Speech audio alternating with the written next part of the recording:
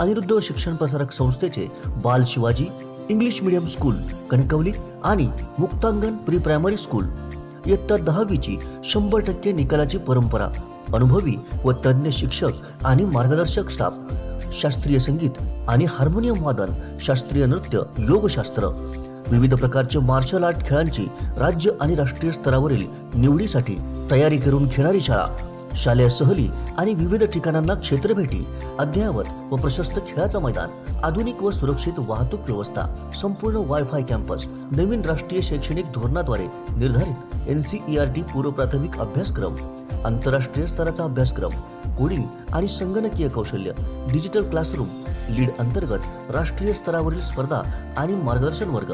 आजच प्रवेश घ्या.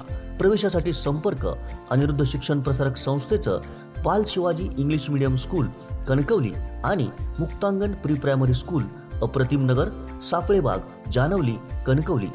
मोबाईल 940492 1648 आणि 7841 83 18 96. कोकण सात लाईव्ह मध्ये आपलं सगळ्यांचं मनपूर्वक स्वागत आहे. आज 7 जून. खरं म्हटलं तर आज म्हटलं जाते मिरगाचा दिवस. मिरग म्हटला जातो तो 7 जूनला. यावर्षी असंही म्हटलं जाते की यावर्षीचा मिरग हा 8 जूनला आहे. खरं तर मिरग म्हणजे काय, तर ज्या वेळेस सूर्य हा मृग नक्षत्रामध्ये प्रवेश करतो, मृगशीर्ष नक्षत्रामध्ये प्रवेश करतो, तो दिवस हा मिरगाचा दिवस म्हणून मानला जातो. मृग नक्षत्र यालाच लोकल भाषेमध्ये किंवा इथल्या ग्रामीण भाषेमध्ये मिरग असं म्हटलं जाते. आणि मिरग म्हणजे एक पर्वणी असते. यावर्षी मिरगाचा हा मुहूर्त पावसाने हुकवलेला आहे. खरं तर गेले 2-3 महिने म्हणजे फेब्रुवारी महिन्यापासूनच संपूर्ण जनता ही उन्हाच्या तासाने, उन्हाळ्याने अत्यंत त्रस्त झालेली आहे. केव्हा एकदा पाऊस येतोय याची जसा चातक वाट बघतोय, तसेच संपूर्ण मनुष्य मात्र ही वाट बघतायत. पावसाच्या शीतलधारांमध्ये केव्हा एकदा आपण थंडगार होतोय आणि एक मनाला शांतता लाभते, याची आतुरतेने सगळीच माणसं वाट बघतायत. परंतु पावसाचं येण्याचं लक्षण मात्र अद्याप काही कुठे दिसत नाहीये. यावर्षी तसं बघितलं तर म्हटलं जातंय की पावसाळा एकूण जो पाऊस पडतो त्याच्या 96%च होणार आहे. यावर्षी अल निनो, ला निना या दोघांचे इफेक्ट होणार आहे. पहिले जे 2 महिने आहेत पावसाचे त्याच्यामध्ये सरासरी म्हणजे एक कमी पर्जन्यमान असेल असंही भाकीत केलं जातंय. पुढचे जे 2 महिने पावसाचे आहेत त्याच्यामध्ये जास्ती पाऊस होईल असंही भाकीत केलं जातंय. मात्र एकूणच आज 7 तारखेला मिरगाचा हा जो दिवस आहे हा कोरडाच गेलेला आहे आणि पावसाची वाट सगळेच जण बघतायत.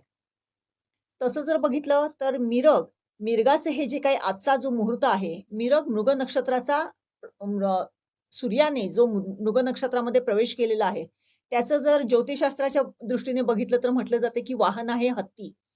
आणि हत्ती हे तर समृद्धतेचं, संपन्नतेचं प्रतीक आहे. आपल्या घरातली जी जुनी मंडळी होती, गावातली जी जुनी मंडळी होती, जुनी जाणती मंडळी होती, ती ह्या नक्षत्रांवरतीच पावसाचा अंदाज बांधत असत.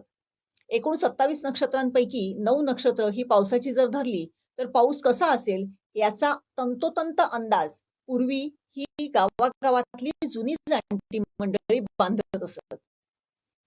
एकूणच हत्ती नक्षत्र असेल, बेडूक नक्षत्र असेल, कोल्हा नक्षत्र असेल, नक्षत्रामध्ये वाहन असेल तर काय पावसाची परिस्थिती असेल हे देखील तंतोतंत सांगत असत आणि त्याप्रमाणे पाऊस देखील पडत असेल.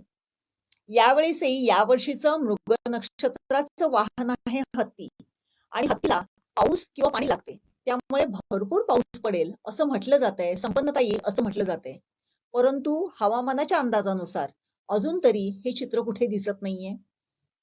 त्यातच अरबी समुद्रामध्ये जे काही बिपरजॉय हे चक्रीवादळ तयार होतंय, निर्माण होतंय, त्यामुळे देखील हा जो काही मान्सून आहे किंवा जो 7 तारखेला पाऊस येत असतो तो आहे त्याला पुढे येण्यामध्ये काही अडथळा निर्माण होणार आहे असंही म्हटलं जातंय. तसं बघितलं तर जसा जून महिना जवळ येतो तसं सगळ्यांचीच लगबग सुरू होते. शेतकरी वर्ग तर आपल्या शेताची जी काही मशागत आहे ती करून पूर्णपणे तयार आहे.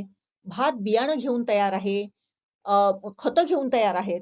आता आतुरता आहे आणि वाट बघितली जाते ती फक्त पावसाची. पाऊस जेव्हा पडेल तेव्हा निश्चितच शेतकरी वर्ग खुशीत येणारच आहे, कारण त्याला त्याची पेरणी करता येणार आहे.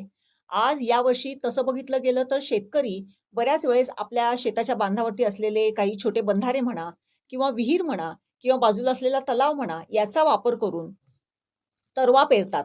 तरवा म्हणजे भाताच्या बियांची अगोदर लागवड केली जाते किंवा ते पेरले जातात. तो तरवा पेरला जातो. परंतु यावर्षी तरवा पेरण्यासाठी सुद्धा कुठल्याच विहिरीत, कुठल्याच बंधाऱ्यात आणि कुठल्याच तलावात पाणी शिल्लक नाहीये. त्यामुळे आता केवळ पावसाच्या प्रतीक्षेवरच हे सगळे शेतकरी वर्ग अवलंबून आहेत. पावसाच्या या शेतकरी वर्ग जसा त्याच्या प्रतीक्षेत आहे, त्याचप्रमाणे सर्वसामान्य जनताही प्रतीक्षेत आहे. कारण अक्षरशः 38, 39, 40 डिग्रीपर्यंत टेम्परेचर गेलेलं आहे, उष्णतामान गेलेलं आहे आणि कधी एकदा पाऊस पडतोय याची प्रतीक्षा सर्वसामान्य माणूस देखील करतोय. जर जुनं एक 10-15 वर्षापूर्वीचा जर काळ बघितला, तर मिरग येणार हे जेव्हा म्हटलं जायचं, त्यावेळेस मिरगाची बेगमी प्रत्येक घराघरातून केली जायची. आणि बेगमी ही नुसतीच फक्त तांदळाची किंवा गव्हाची किंवा किराणा मालाची नसायची. तर त्या अनुषंगिक म्हणजे पावसाचे 4 महिने आपल्याला घरात पुरतील अशा सगळ्या वस्तू अगोदरच व्यवस्थित आणून ठेवल्या जात असत. त्या आणून, त्या साफ करून, त्या उन्हामध्ये वाळवून त्याची व्यवस्थित साठवणूक करून ठेवली जात असे. मग त्याच्यामध्ये तांदूळ आले, अगदी मिठापासून सगळं आलं. सुके मासे आले, भाज्या सुद्धा काही गावांमध्ये म्हणजे गवार, वांग्याची कापं ही देखील सुकवून ठेवण्याची प्रथा होती आणि ती अजूनही काही गावांमध्ये केली जाते. परंतु आता तेवढं म्हणजे जी सर्रास प्रत्येक घराघरामध्ये पूर्वी केली जात असत, तसं आता काही होत नाही. नेहमी घराची जी काही छपरं म्हणजे आज आपल्याकडे आपण नेहमी इथे तिथे बघतोय, की कौलारू घरं ही आता तशी मेंटेनन्सला परवडत नाहीत. परंतु तरीही पूर्वी जेव्हा कौलारू घरं होती, कौलं होती, नळे होते, ते परतणारी म्हणजे नळे परतणे हा एक मोठा कार्यक्रम असायचा आणि ही नळे परतणारी माणसं प्रत्येक घराघरामध्ये जात असत. ती वाडीवाडीतली असत किंवा कुठून तरी येत असत आणि ते परतत असत. ते एक वेगळी एक प्रथा असायची किंवा एक एक वेळ असायचा. परंतु आता ह्या सिमेंटच्या जंगलामध्ये जिथे आपण बघतो घरं ही फार कौलारू घरं ही कुठेतरी दृष्टीस पडतात. कारण आता त्यांचा मेंटेनन्सही परवडत नाही. त्या कौलावरती माकडांचं जे काही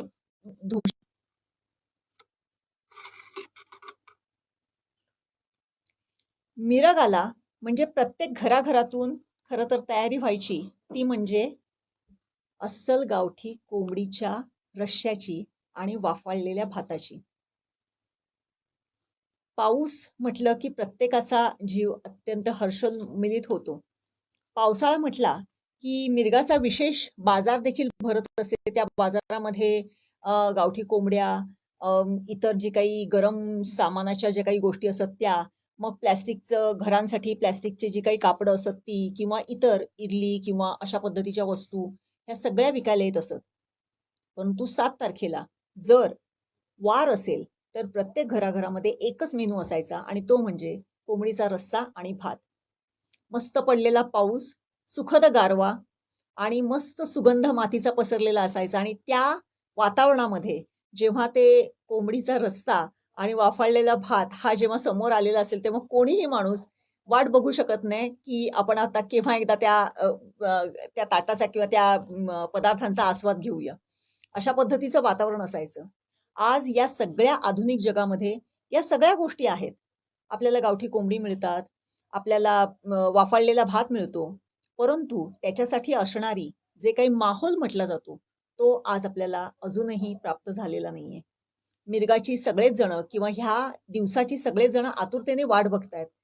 कधी येईल पावसाळा, कधी आपल्याला त्या पावसाच्या धारांमध्ये किंवा त्या पावसामध्ये भिजता येईल, तो आनंद घेता येईल याच्यासाठी अनेक जण आतुरलेले आहेत. परंतु यावर्षी एकूणच पावसाळा म्हणजे मान्सूनची प्रगतीच थोडीशी पुढे सरकण्याची जी आहे ती कुठेतरी असमाधानकारक आहे किंवा हळूहळू आहे आणि त्यातच ह्या बिपरजॉय चक्रीवादळामुळे त्याला कुठेतरी अडथळा आलेला आहे. त्यामुळे 15-20 तारखेच्या मानाने मान्सूनचं आगमन महाराष्ट्रात होईल, कोकण किनारपट्टीला होईल असं म्हटलं जातंय. परंतु त्याला देखील आपण आता वाट बघायला पाहिजे.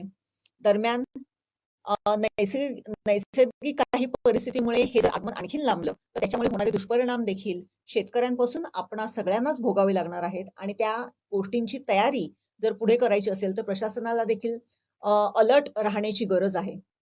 एकूणच आजचा मिरग किंवा आजचा जो काही मिरग आहे, यावर्षीचा जो मिरग आहे, तो एकूणच कोरडा गेलेला आहे आणि त्या अनुषंगाने ज्या काही अनुषंगिक उपाययोजना करायला पाहिजे आहेत त्या करण्याची गरज भासणार आहे. कोकणातल्या ताज्या घडामोडी आणि लाईव्ह अपडेट्ससाठी फॉलो करा कोकणचं नंबर 1 महा चॅनल कोकण 7 लाईव्हचं फेसबुक पेज.